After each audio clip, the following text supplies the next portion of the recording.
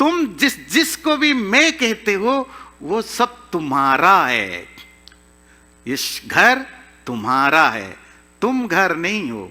ये शरीर तुम्हारा है, तुम बॉडी नहीं हो। ये सेंसेस तुम्हारे हैं, तुम सेंसेस नहीं हो। ये माइंड तुम्हारे है, तुम माइंड नहीं हो। ये इंटेलेक्ट तुम्हारे है, तुम इंटेलेक्ट नहीं हो। ये ब्रेन तुम्हारे है, तुम ब्रेन नहीं हो। फिर तुम कौन हो जो इन सब से बियॉन्ड है? बस इसी को जानना है। उसी को हमारे यहां आत्मा कहते हैं।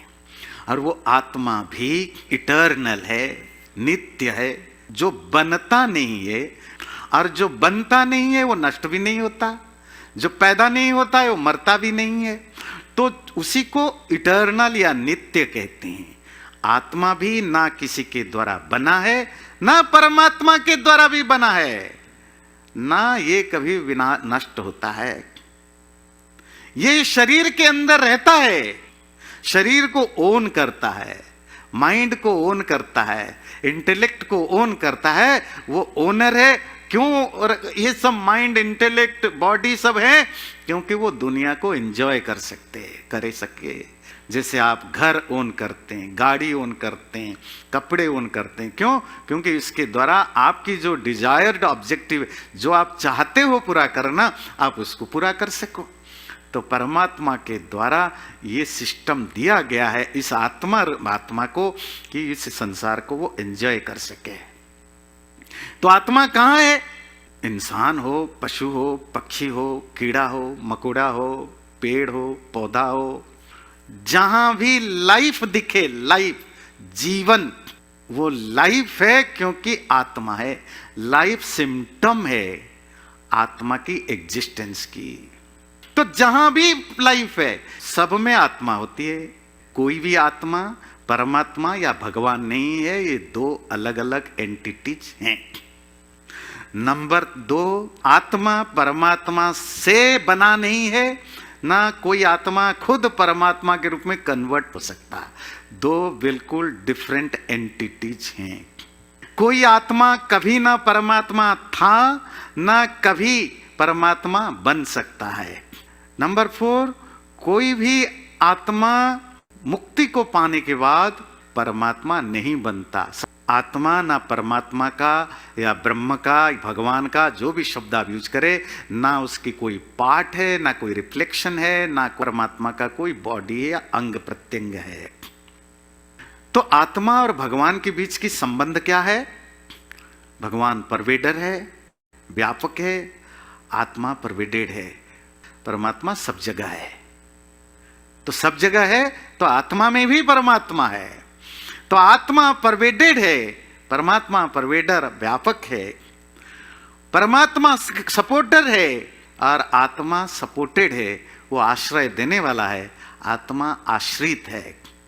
परमात्मा पूजनीय है, वर्शिपेबल है, पूज्य है, जिसकी पूजा की जानी चाहिए। और आत्मा पूजक है, पुजारी है।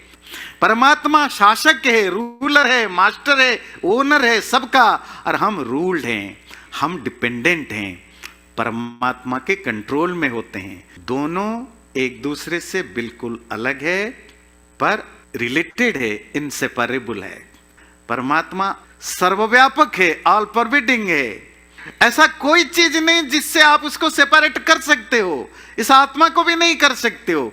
तो आत्मा और परमात्मा 24/7 जुड़े हुए हैं, पर दो अलग एंटिटी हैं। जैसे आत्मा और परमात्मा, ईश्वर और आत्मा दो अलग अलग एंटिटी है, इसी तरह आत्माएं एक दूसरे से भी डिस्टिंक्ट हैं। ये आत्मा और ये आत्मा दो अलग अलग चीजें हैं। हर आत्मा अपने आप में इटर्नल, इटर्नल मतलब पैदा नहीं होता है, मरता नहीं है, ना जन्मता है। और फॉर्मलेस है, इसका कोई आकार नहीं है, कोई फॉर्म नहीं है। आत्मा का अपना कोई शरीर नहीं है, कोई रूप नहीं है। जैसा शरीर धारण करता है वो उसी शरीर वाला फिर बन जाता है। और हर आत्मा का अपना एक शरीर होता है।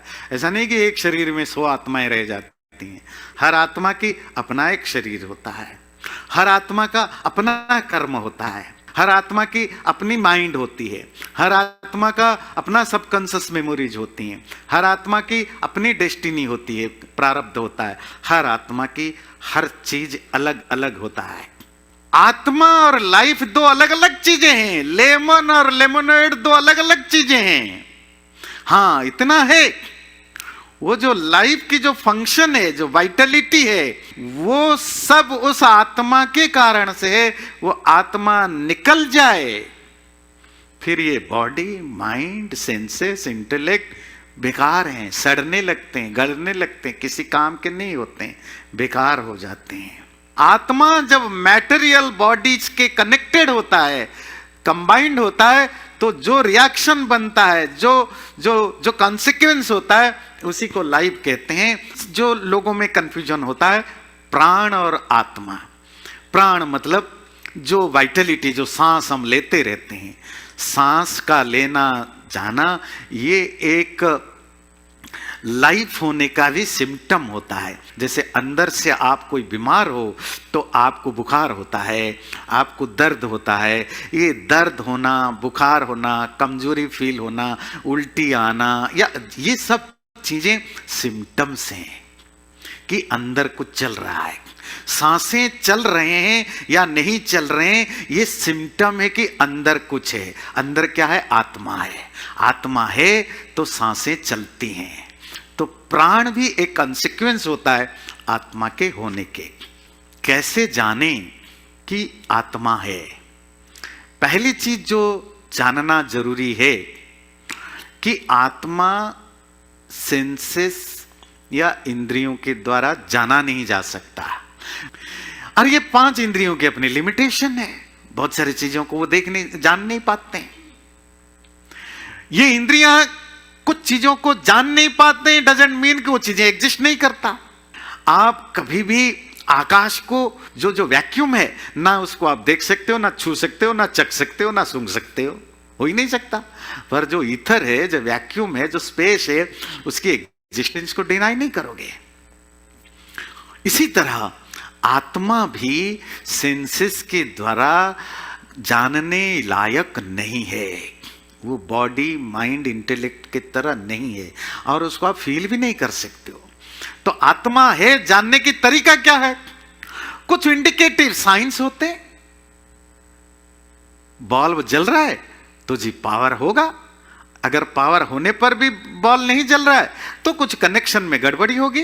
तो क्या है वो इंडिकेटिव साइंस जिसके द्वारा हम आत्मा की एग्जिस्टेंस को जान पाते?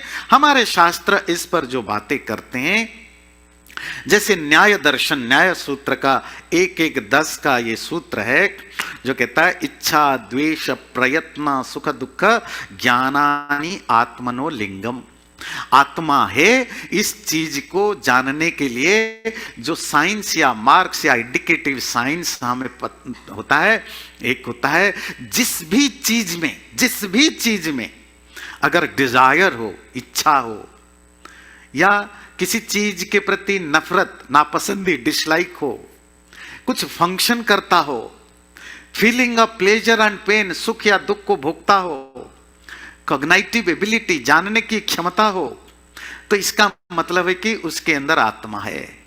अगर इनमें से एक भी नहीं है तो इसका मतलब उसके अंदर आत्मा नहीं है।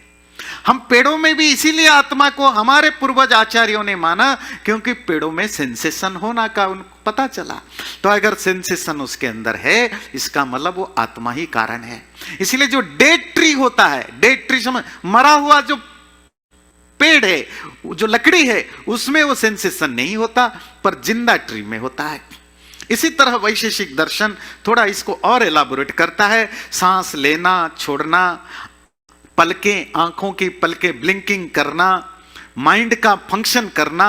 माइंड के फंक्शन 3 लेवल पर होता है। मेमोरी इकट्ठा करना, जो ज्ञान आप, जो चीजें आप देख रहे हो, सुन रहे हो, उसको प्रोसेस करना, ईगो, अहंकार, उसको कल्टीवेट करना, सही है गलत है उसको डिस्क्रिमिनेट करना।